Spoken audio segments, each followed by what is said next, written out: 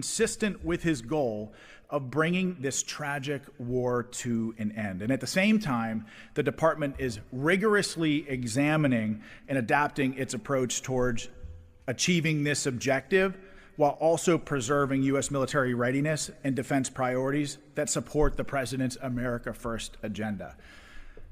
This capability review, and that's exactly what it is, it's a capability review, is being conducted to ensure U.S. military aid aligns with our defense priorities.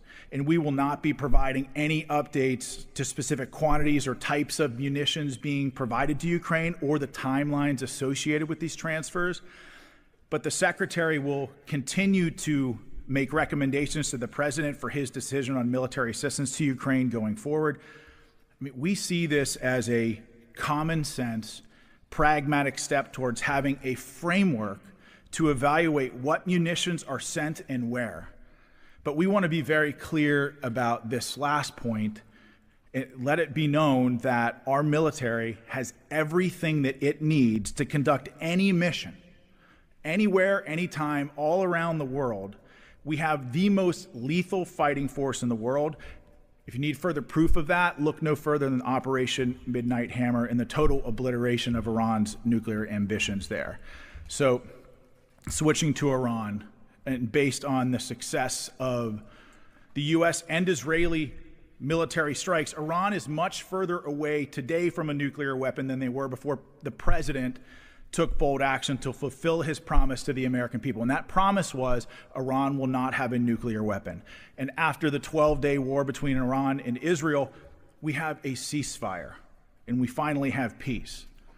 And the Department of Defense will support the diplomatic mission to continue that peace by ensuring that we maintain capability across the Middle East so that the President and the Secretary of Defense have a range of military options available to defend both our citizens, our troops, our forces in the region. And as such, we don't have any force posture updates at this time in the CENTCOM AOR. Okay, let's transition to ICE and the Department of Homeland Security and our partnership with them. The department continues its important work in securing our borders and supporting the Department of Homeland Security. Approximately 8,500 military personnel assigned to Joint Task Force Southern Border continue to enhance U.S. Customs and Border Patrol's capacity to identify, track, and disrupt threats to border security. Since the Secretary authorized enhanced detection and monitoring on March 20th, Joint Task Force Southern Border has conducted more than 3,500 patrols, including more than 150 trilateral patrols with CBP and the Mexican military.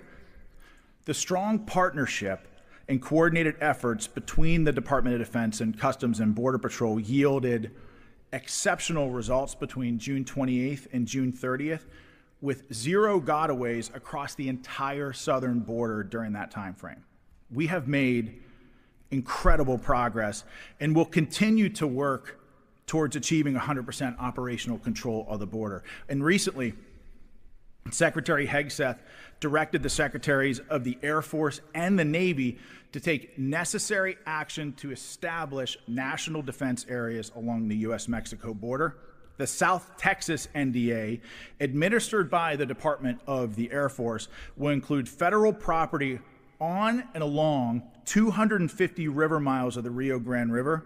The Yuma NDA, administered by the Department of the Navy, will include approximately 140 miles of federal property along the U.S.-Mexico border near the Barry M. Goldwater Range in Arizona. These will be the 3rd and the 4th designated national defense areas along the border, and will continue to enhance the department's ability to protect the southern border from unlawful entry. The National Guard is also playing an essential role in protecting the U.S. southern border from illegal entry and maintaining the sovereignty, the territorial integrity, and the security of the United States.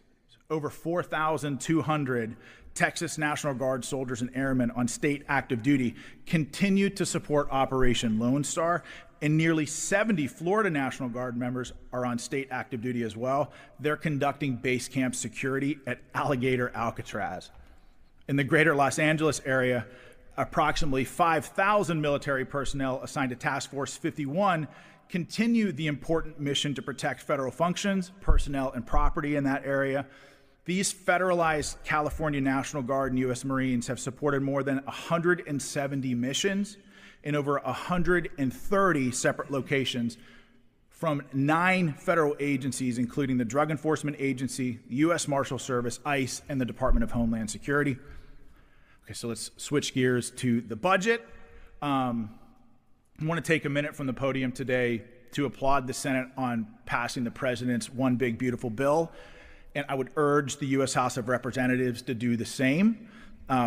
This bill's necessary investments in shipbuilding, military ships, aircraft, icebreakers, unmanned systems, artificial intelligence, $25 billion for the development of Golden Dome, all of these things directly help achieve the president's peace through strength agenda and will help equip our warfighters to protect the homeland against 21st century threats.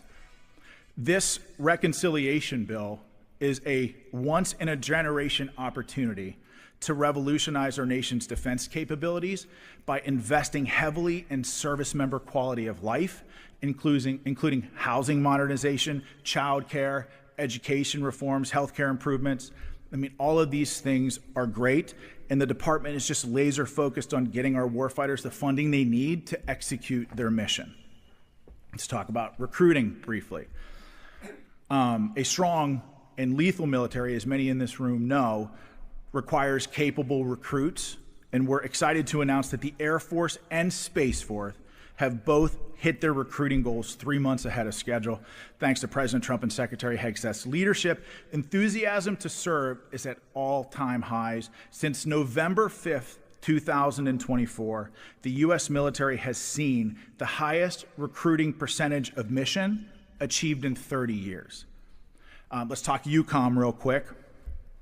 Over the weekend, U.S. Air Force Lieutenant General Grinkovich was officially confirmed as the next Supreme Allied Commander Europe and the U.S. Commander of European Command.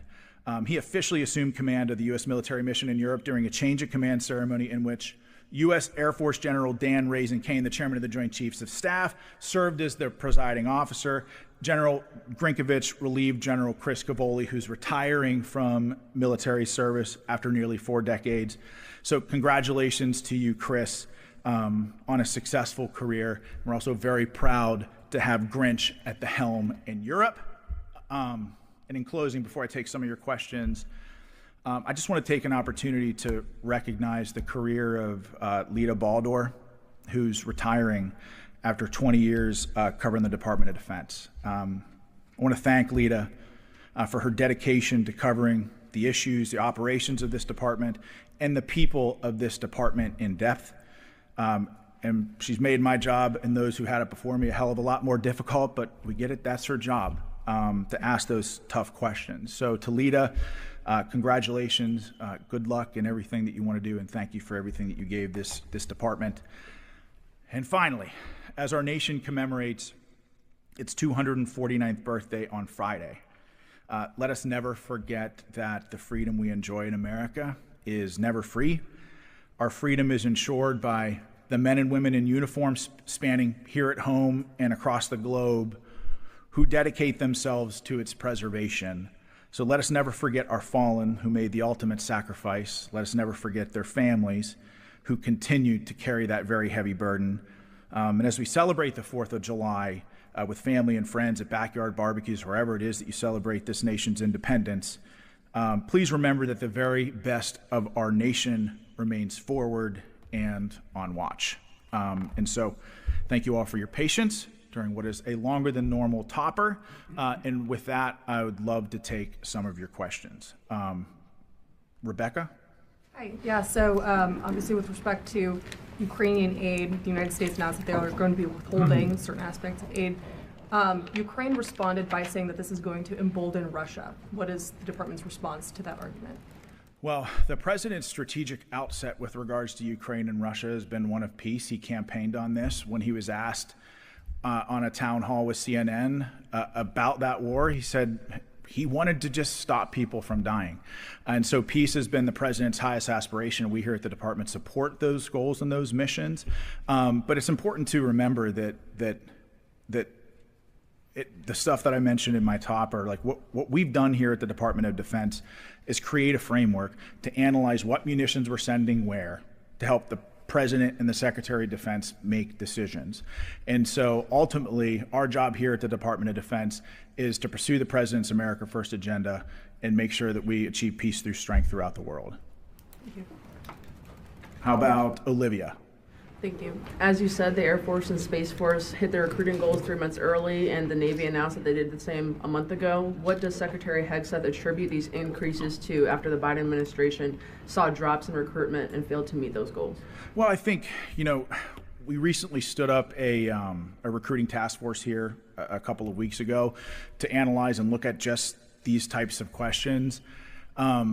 Recruiting is a constellation of different things, and one of the things that we recognize here at the department, to answer your question directly, I believe that with President Trump as a commander-in-chief and Secretary Hegseth at the helm here in the DoD, leadership matters, and certainly their leadership and moral clarity as it pertains to certain issues, not just here within the department, but all around the world, has inspired people to want to join and serve this country in great numbers. But as we stand up this recruiting task force, one of the things that I recognized right off the bat was the idea of propensity. And what I mean by that is how we here in this department ask questions about people who might want to serve this country. And if you're an 18-year-old kid, propensity essentially means like, do you see the U.S. military as a viable career path moving forward? And so in the late 1980s, that number was somewhere between 25 and 27% of the country who believed that service was a viable path forward. After 9/11, we believe that number was somewhere between 25, 27%, fluctuating in a couple years thereafter. But in between, that number has steadily fallen to, I think we're somewhere between only 7% and 11% of this country see military service as a viable career path moving forward. And so obviously, at this department, we recognize that that number is probably unsustainable. And while we have great recruiting numbers now, it might not always be the case. And so one of the things that we're trying to achieve with this recruiting task force is answering the tough question about how do we set the conditions here culturally in this country to